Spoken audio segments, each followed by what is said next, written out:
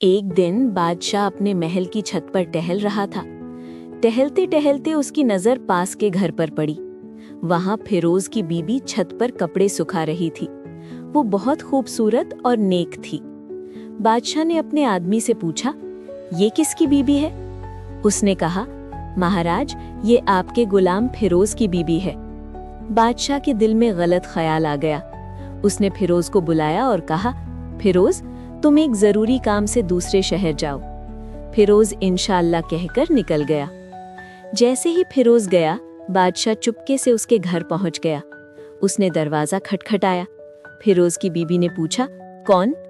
बादशाह बोला, मैं बादशाह हूँ। फिरोज की बीबी समझ गई कि मामला ठीक नहीं है। उसने कहा, मैं अल्लाह की पनाह चाहती हूँ, आप यहाँ क्यों आए हैं? बादशाह बोला, मैं इस शहर का मालिक हूँ। फिरोज की बीबी ने शांति से कहा, मालिक तो सिर्फ अल्लाह है और अल्लाह सब देख रहा है। एक शेर भी भूखा हो तो गंदा खाना नहीं खाता। ये सुनकर बादशाह डर गया। उसे अपनी गलती का एहसास हुआ। वो शर्मिंदा होकर वहां से चला गया, लेकिन जल्दी में अपनी चप्पल वहीं भूल गया। कुछ देर बाद फिरोज को याद आया कि वो जरूरी चीज घर पर भूल गया है। वो वापस घर आया। जब वो अंदर गया तो उसकी नजर चप्पल पर पड़ी। वो सब समझ गया, लेकिन उसने कुछ नहीं कहा। फिरोज चुपचाप अपना काम पूरा करके वापस आ गया। बाद में मामला काजी के पास गया।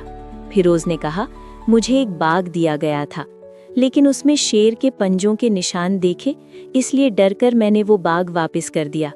बादशाह ये बात सुन रहा था। वो तुरंत समझ गया।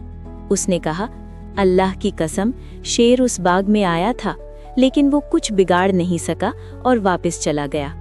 ये सुनकर फिरोज समझ गया कि मेरी बीवी पाक और नेक है।